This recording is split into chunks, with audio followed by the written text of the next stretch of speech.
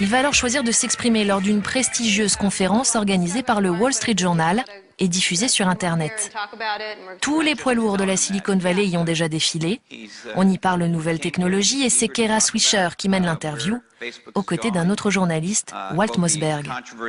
Et comme beaucoup avant lui, Mark va passer un sale quart d'heure. Voici Mark Zuckerberg. Il était très au courant des thèmes de l'interview, donc on était vraiment surpris de le voir si nerveux. Pourquoi faites-vous en sorte que je dois vérifier l'intégralité des infos qui me concernent? Je pense qu'il faut comprendre comment le système est conçu pour saisir son mode de fonctionnement. Je parlais avant de ce que font les utilisateurs sur le site. Ils partagent leurs informations avec leur entourage. Mark ne répond pas du tout à la question. Mais en face de lui, le journaliste insiste. Mais vous n'avez pas répondu à ma question. Vous semblez avoir décidé de rendre publiques mes informations personnelles sur Facebook. Vous l'avez fait tout seul, sans prévenir? Nous lui avons posé des questions l'un après l'autre et il a refusé de répondre. Alors nous lui disions, répondez! Ce n'est pas ça notre question. Et à force de ne pas répondre aux questions des deux journalistes, l'interview devient de plus en plus musclée. Ces emails que vous avez écrits à la fac, ils vous suivent, que ça vous plaise ou pas. Kara évoque un email envoyé par Mark 5 ans plus tôt.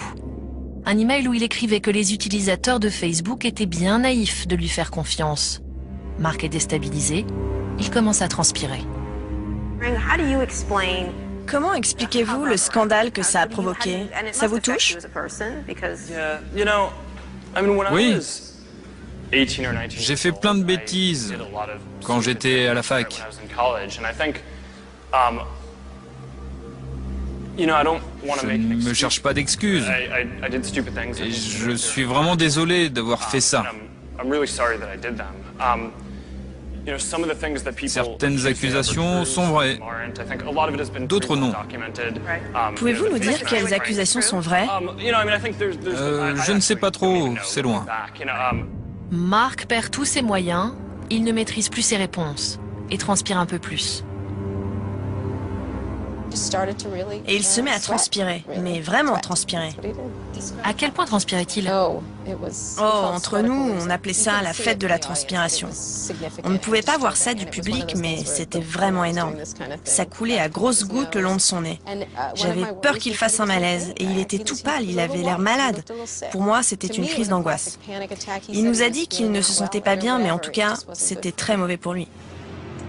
Pour détendre l'atmosphère, Kara interrompt l'interview et tente une petite plaisanterie. Vous voulez retirer votre sweat? Non, je ne l'enlève jamais. Je sais, mais il y a des femmes dans le public qui aimeraient bien que vous l'enleviez. Non, En s'épongeant le front, Mark prend conscience de la situation. Il cherche une issue, mais les questions repartent de plus belle. Pouvez-vous expliquer ce qu'est la personnalisation instantanée, pourquoi vous l'avez fait et à quoi ça sert pour vos utilisateurs? peut-être que je dois l'enlever. Enlevez-le. Pour gagner du temps, Mark décide d'enlever son sweatshirt, mais il va comprendre qu'il n'aurait jamais dû. C'est un sweat officiel. On imprime notre mission à l'intérieur. Oh mon Dieu! L'intérieur du sweat. Mais qu'est-ce que c'est? Rendre le monde plus ouvert et connecté. Oh mon Dieu, c'est un culte secret. Regardez ça. Rendre le monde plus ouvert et connecté, avec un symbole au milieu qui doit être réservé aux initiés, je pense. Un logo mystérieux qui vante les valeurs de Facebook. Kara gère la situation sur le ton de l'humour, mais cela ne suffit pas à détendre l'atmosphère. Mark Zuckerberg le sait, l'interview est une catastrophe, il ne pouvait rêver pire publicité. Ce jour-là, il prend conscience de ses difficultés à communiquer. Il comprend aussi que pour assumer parfaitement son statut de PDG de Facebook, il doit vaincre son anxiété maladive. Mark découvre l'importance de l'image et son douloureux apprentissage ne fait que commencer.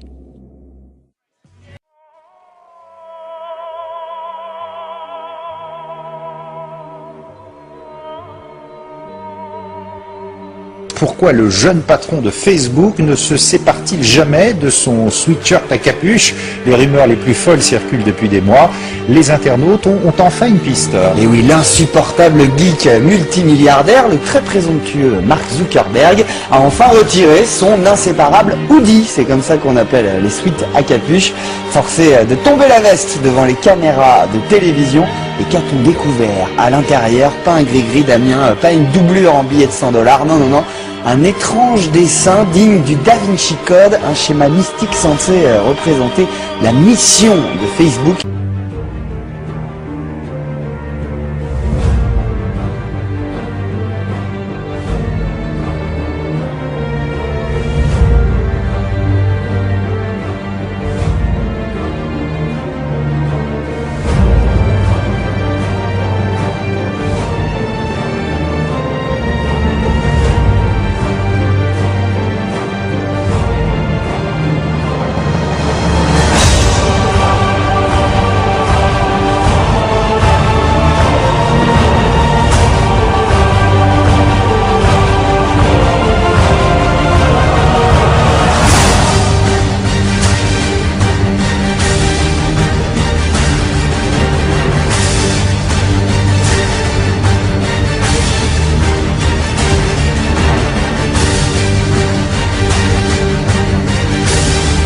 Le fondateur d'Axel, Freddie Mimi, offre 12 700 000 $ de ses partenaires de Venture Capitalist.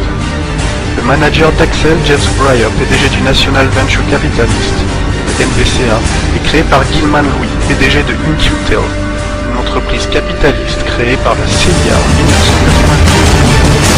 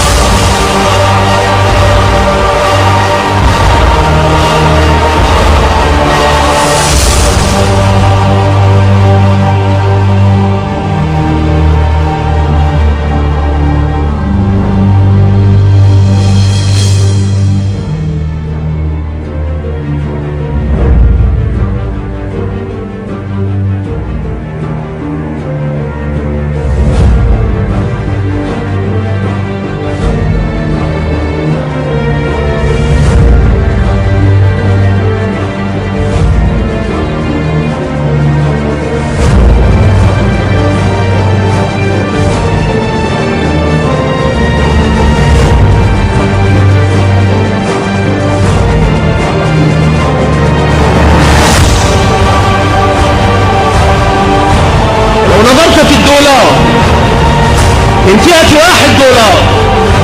لرأيت رمز الماسونية خلفك.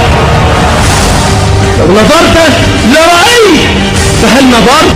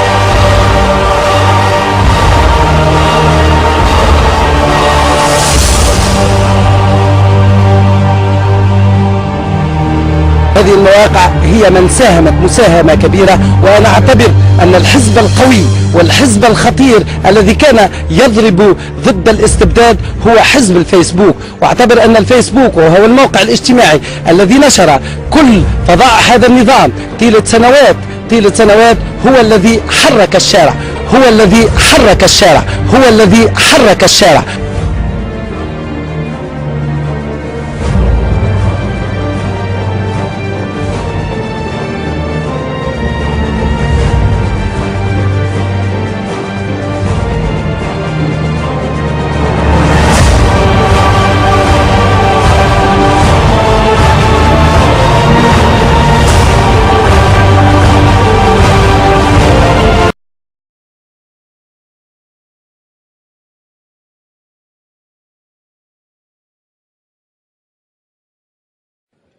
Mesdames et Messieurs les chefs de gouvernement, Monsieur le secrétaire général, Monsieur le Président de l'Assemblée générale.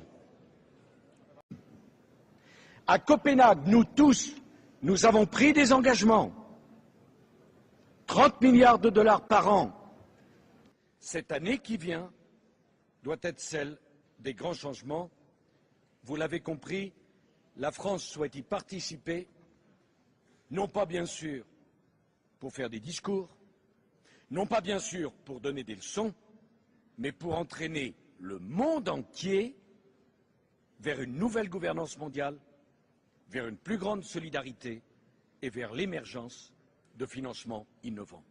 À cette condition-là, nous serons crus et respectés par l'ensemble des peuples du monde. L'élection de Barack Obama survient au milieu d'une crise économique et financière extrêmement importante. Une question d'un internaute. Vous savez qu'on est marié avec Dailymotion dans cette émission. Bonjour Monsieur Hollande. Alors j'ai écouté votre discours lors de l'université d'été du Parti socialiste. Vous avez parlé, enfin vous avez évoqué l'idée d'un nouvel ordre international pour le monde. Il se trouve que récemment encore, Nicolas Sarkozy a parlé d'un nouvel ordre mondial. Je crois que c'est un petit peu la même chose. Est-ce que vous pouvez vous expliquer là-dessus? Alors, que ce soit le désordre aujourd'hui, je crois que c'est pas niable. Désordre des monnaies, désordre des cours des matières premières, désordre des marchés boursiers et désordre maintenant de l'économie réelle. Donc l'urgence de définir un nouvel ordre, c'est quoi? C'est pas un ordre au sens militaire international, c'est un ordre au sens monétaire d'abord. Il faut que le nouveau système monétaire international prévoit des marges de fluctuation entre les principales monnaies. Sinon, on va être dans une période où chacun voudra avoir un avantage pour se protéger, un avantage monétaire, pour faire dévaluer sa devise.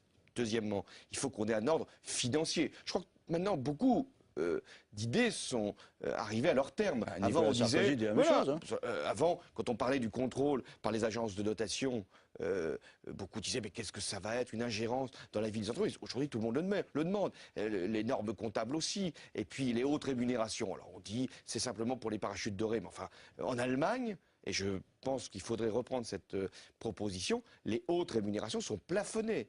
Et il y a enfin le souci d'avoir aujourd'hui des instruments financiers qui soient supprimés ou corrigés, ce qu'on appelle les ventes à terme. Et puis dernier point, les paradis fiscaux, ça fait quand même des années dont on parle pour essayer de corriger leurs excès, enfin plus exactement leur accueil bien trop hospitalier à des fonds spéculatifs. Ben maintenant, il faut le faire. Depuis hier, la France préside à la fois le G8 et le G20, le forum des pays les plus riches.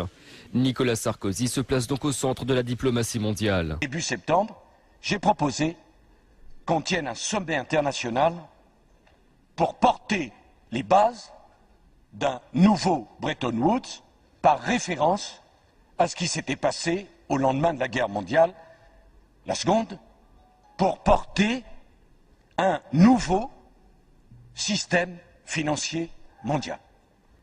L'Europe doit porter l'idée d'une refondation du capitalisme mondial.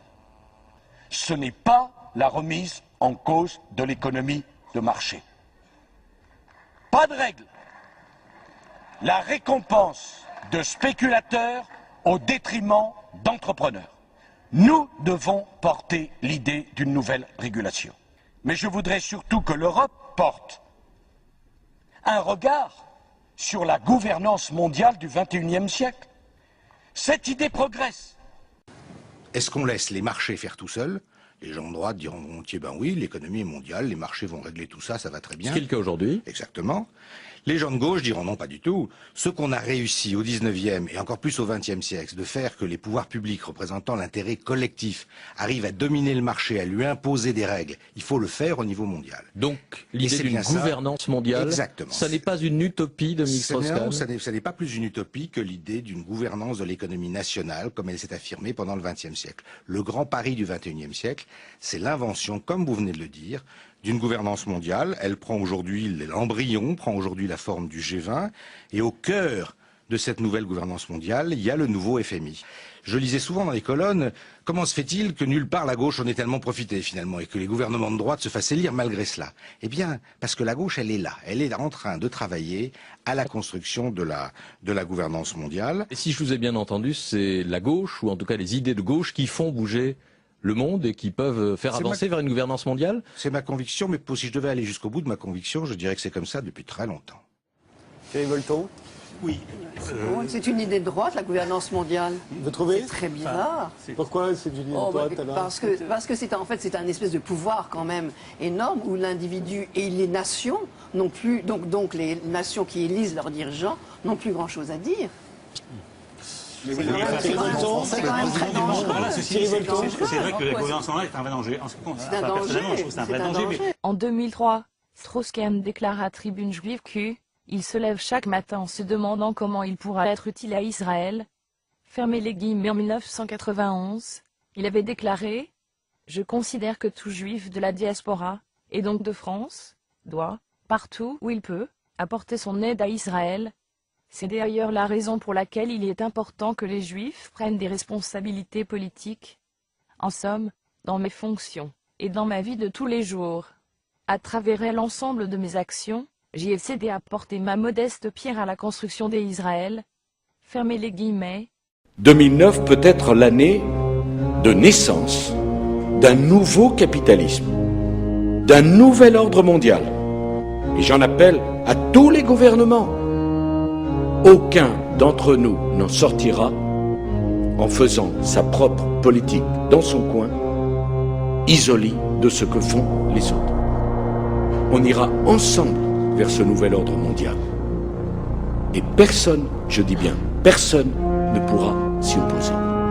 Car à travers le monde, les forces au service du changement sont considérablement plus fortes que les conservatismes et les immobilismes.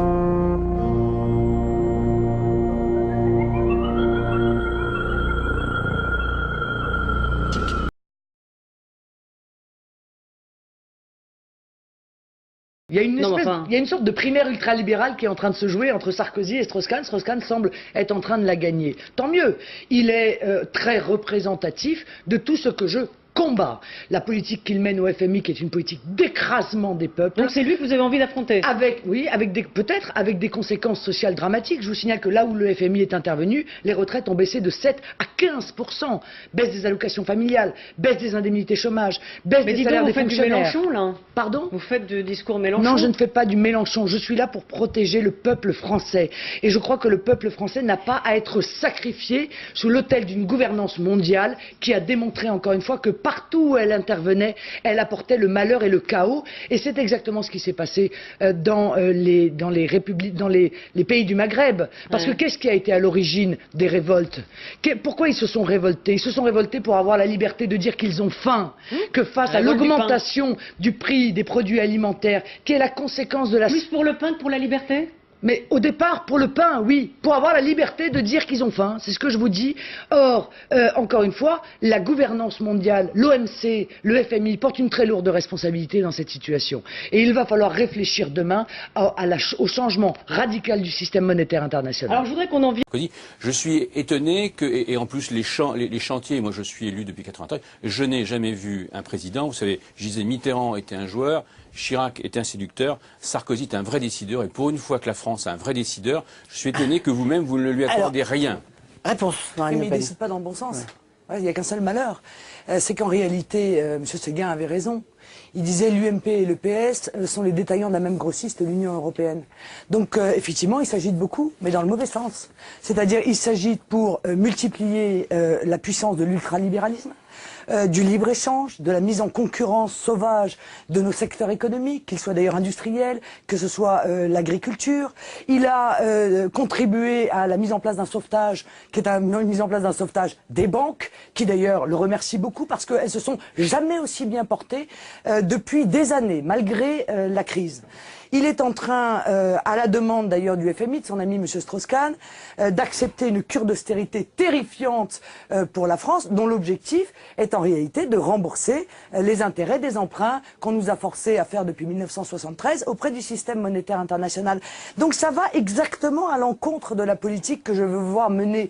C'est tout de même normal que je me pose en farouche opposante de cette politique. Moi, je suis étonné. D'abord, vous savez, la première puissance mondiale économique aujourd'hui, Marine Le Pen, c'est l'union des 27. Hein, c'est 18 000 milliards de dollars contre 14 000 seulement des États-Unis. Donc de toute façon, vous êtes déjà visé l'Europe, vous avez un problème. Bon, cela dit, deuxièmement, l'économie de marché, vous la contestez.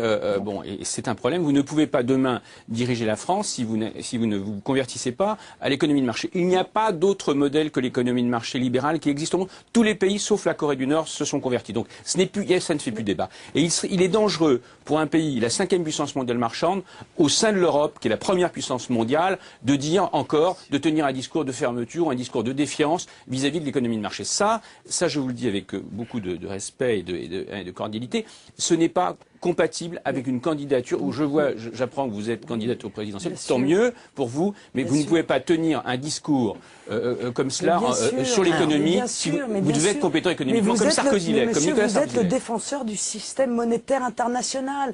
Vous êtes le défenseur de la gouvernance mondiale qu'on veut nous imposer à toute force et vers laquelle on nous mène d'ailleurs depuis 30 ans. Mais ça n'est pas le problème de l'économie de marché. Marine Le Pen, vous contestez l'économie de marché. Non, je suis pour la libre entreprise dans le cadre de frontières. Et c'est là où vous péchez, monsieur. Oui, les États-Unis sont une nation. Elles défendent les intérêts vitaux de leur peuple. La Chine est une nation qui défend les intérêts vitaux de son peuple. D'où d'ailleurs la guerre des monnaies qui se joue actuellement et où nous n'avons même pas notre mot à dire parce que nous sommes quantité négligeable. C'est pas un G20, c'est un G2. Bon.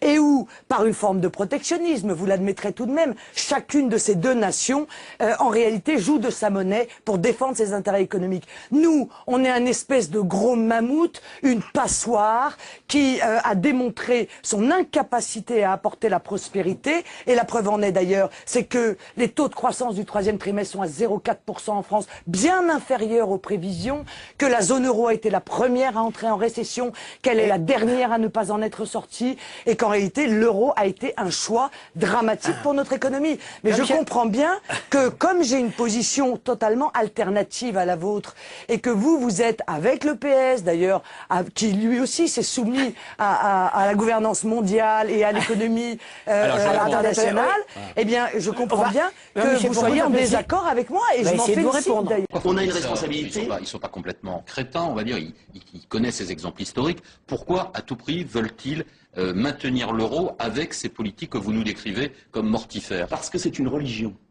C'est devenu une religion, un dogme. Comment voulez-vous qu'une oligarchie qui gagne, parce qu'il ne faut pas s'y tromper. Qu'est-ce que vous voulez dire par là? Une oligarchie qui a mis la main sur l'Europe. Qui gagne. Mais qu'est-ce que vous voulez dire par là? Vous avez les principales multinationales, les banques, parce que ces plans n'aident pas les pays, ils aident les banques. Et une fois que les banques auront retrouvé leurs biens, les contribuables français et allemands paieront la dette de la Grèce. Les banques, ce que j'appelle ces dirigeants en apesanteur, messieurs Barroso et consorts, qui ne représentent personne, qui n'ont jamais été élus, hein, plus des dirigeants européens qui sont leurs collaborateurs. Et je pèse mes mots. Cette petite classe... Des dirigeants européens élus. Élus, oui. Qui trahissent leur peuple. Ces dirigeants européens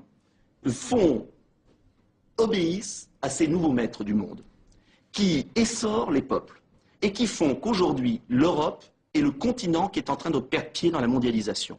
Parce que si ces gens nous préparaient à la mondialisation, s'ils investissaient dans l'avenir, s'ils préparaient la voiture électrique de demain, si l'Europe avait une capacité à aller vers l'avant, mais moi j'y serais favorable. Enfin, mais rien, zéro. Grave, en revanche, attendez, c'est quand même assez grave ce que vous dites. En gros, vous accusez la classe politique élue et non élue d'une sorte de gang mafieux au service des banques et des marchés. J'accuse, oui, gravement. Je dis qu'aujourd'hui, ils trahissent leur peuple. Ce qu'ils n'ont pas pu faire par la conviction et par la démocratie, aujourd'hui, ils veulent le faire par la force. Ce faisant, ils discréditent la politique. Et on voit les niveaux d'abstention.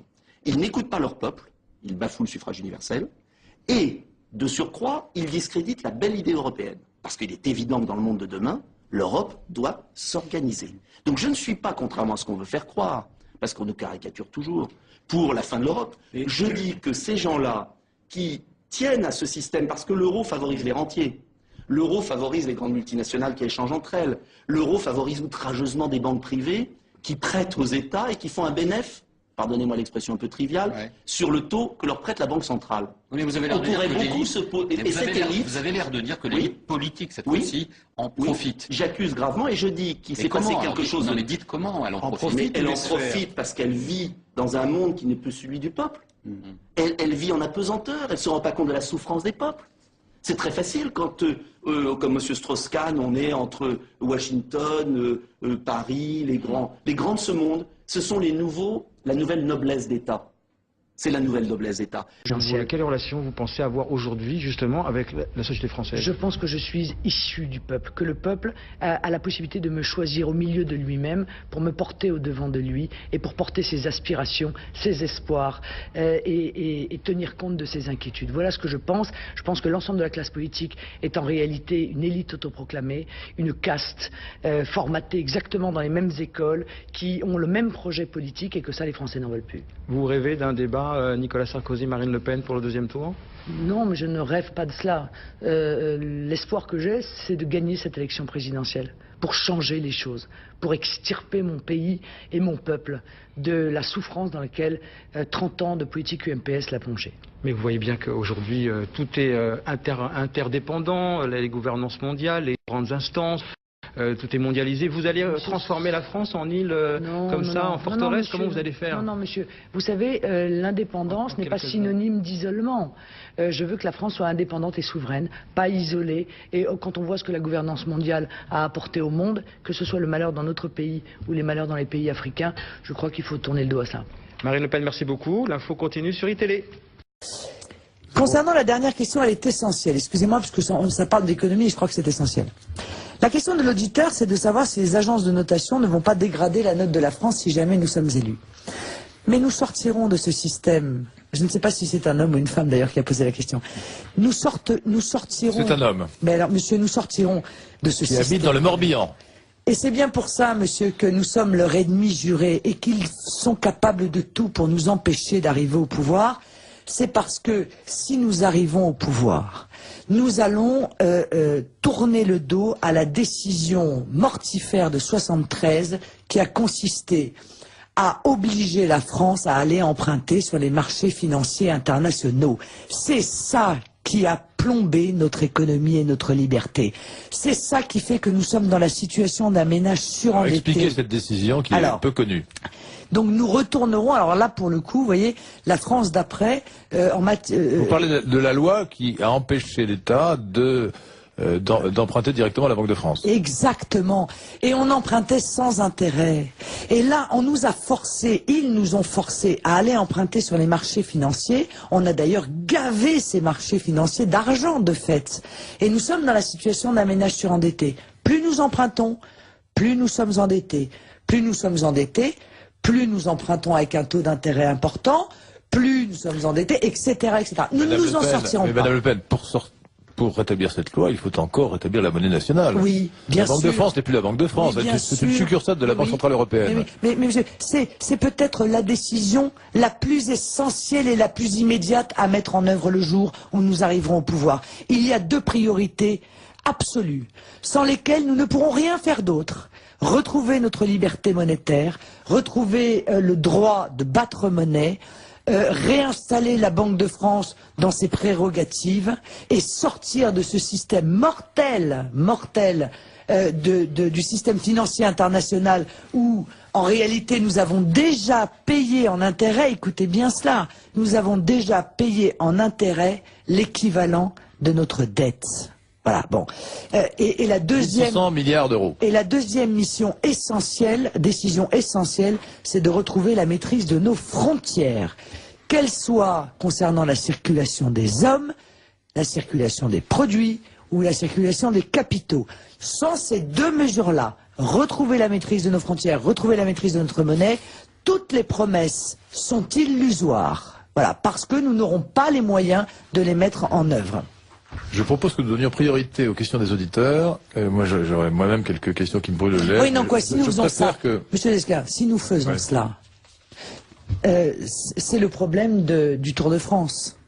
C'est qu'en réalité, si nous retrouvons le Tour de France, c'est le dopage. Ah mais non, si nous retrouvons notre liberté, eh bien tout le monde, après nous, retrouvera sa liberté. Et c'est bien ce que craignent les tenants de cet ordre mondial. C'est bien ce que craignent les tenants de ce système monétaire international. C'est que si un seul pays retrouve sa liberté et démontre par là que nous sommes capables de recréer la prospérité, eh bien il en sera fini des 1% de cette hyperclasse qui vit tellement bien de la mondialisation au détriment des 99%. Les tenants du nouvel ordre mondial dont vous parlez, n'est-ce pas la superclasse mondiale dont parlait Huntington C'est ça, c'est l'hyperclasse. C'est l'hyperclasse, c'est les grandes banques qui d'ailleurs se portent très bien, qui ont enregistré un mois de septembre qui est le meilleur depuis, je crois, 1939. Ce sont les grandes multinationales qui payent 8% d'impôts quand les PME, PMI françaises en payent 33%.